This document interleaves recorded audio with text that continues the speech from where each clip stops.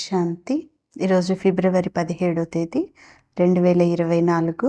సాకార మురళి సారాంశము. మధురమైన పిల్లలు పావనంగా తయారు చేసేవి. ఒకటి స్మృతి శక్తి, ఇంకొకటి శిక్షలు. మీరు స్మృతి శక్తి ద్వారా పావనంగా అయి ఉన్నత పదవిని పొందాలి అంటారు బాబా.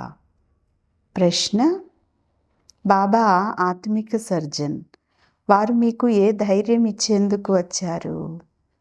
సమాధానం: ఇప్పుడిక రోగం నయమైపోతుంది అని ఏ విధంగా ఆ సర్జన్ రోగికి ధైర్యం అనేది ఇస్తారో, అలాగే పిల్లలు మీరు మాయ రోగాలను చూసి కలత చెందకండి అని ఈ ఆత్మిక సర్జన్ కూడా పిల్లలకి ధైర్యం ఇస్తారు. సర్జను మందు ఇచ్చినప్పుడు ఈ రోగాలన్నీ బయటకు వచ్చేస్తాయి. ఏ ఆలోచనలు అయితే అజ్ఞానంలో కూడా వచ్చి ఉండవు, అవన్నీ కూడా ఇప్పుడు వస్తాయి. కానీ మీరు వాటన్నింటినీ కూడా సహించాలి. కాస్త కష్టపడండి అంటున్నారు బాబా. మీ సుఖమయమైనటువంటి రోజులు ఇప్పుడు రానున్నాయి అనేది పిల్లలకి బాబా చెప్తూ ధైర్యం ఇస్తున్నారు. మంచిది. మధురాతి మధురమైన అపురూపమైన పిల్లలకు తల్లి, తండ్రి, బాప్దాదాల యొక్క ప్రియ స్మృతులు మరియు నమస్తే. ఆత్మిక తండ్రి, ఆత్మిక పిల్లలకు నమస్తే. ఆత్మిక పిల్లలు ఆత్మిక తల్లి, తండ్రికి ప్రియ స్మృతులు. గుడ్ మార్నింగ్ మరియు డబల్ నమస్తే. ధారణ కొరకు ముఖ్యమైన సారం. మొదటి పాయింట్: దేవతల వంటి గుణాలను స్వయంలో ధారణ చేసుకోవాలి. మీ లోపల ఏ అశుద్ధ సంస్కారాలు అయితే ఉన్నాయో, క్రోధము మొదలైన వాటి అలవాట్లు ఏవైతే ఉన్నాయో వాటిని వదిలేసేయండి. వికర్మజీతులుగా అవ్వాలి. కావున ఇప్పుడు ఎటువంటి వికర్మలను కూడా చేయకూడదు. రెండవ పాయింట్: వజ్రం వలె శ్రేష్టంగా అయ్యేందుకు జ్ఞాన అమృతాన్ని త్రాగాలి మరియు ఇతరులతో కూడా త్రాగించాలి.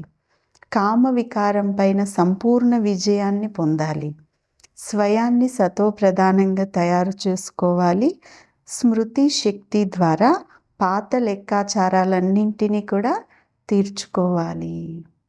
ఈరోజు వరదానం: బుద్ధిని నాది అనేటటువంటి వలయాల నుంచి తొలగించి సమస్యల నుంచి ముక్తిగా ఉండేవారు అతీతమైన ట్రస్టీ భవ.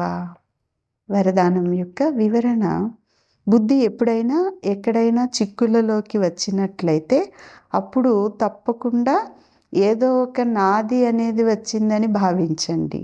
ఎక్కడైతే నాది అనేది వస్తుందో అక్కడ బుద్ధి తిరగటం జరుగుతుంది. గృహస్థీలుగా అయి ఆలోచించినట్లయితే గొడవైపోతుంది. కావున పూర్తిగా అతీతంగా మరియు ట్రస్టీగా అయిపోండి. ఈ నా అనేటటువంటి భావన, నా పేరు పాడవుతుంది, నా నింద జరుగుతుంది, ఇలా ఆలోచించటమే చిక్కుకోవటం.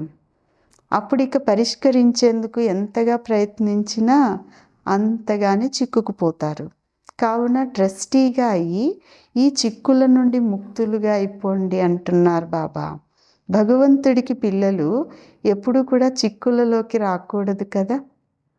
స్లోగన్: మీరు ఉన్నతమైన తండ్రికి పిల్లలు కావున మనస్సును తక్కువగా చేసుకోకండి మరియు చిన్న విషయాలలో గాబరా పడకండి అంటున్నారు బాబా. మంచిది. ఓం శాంతి.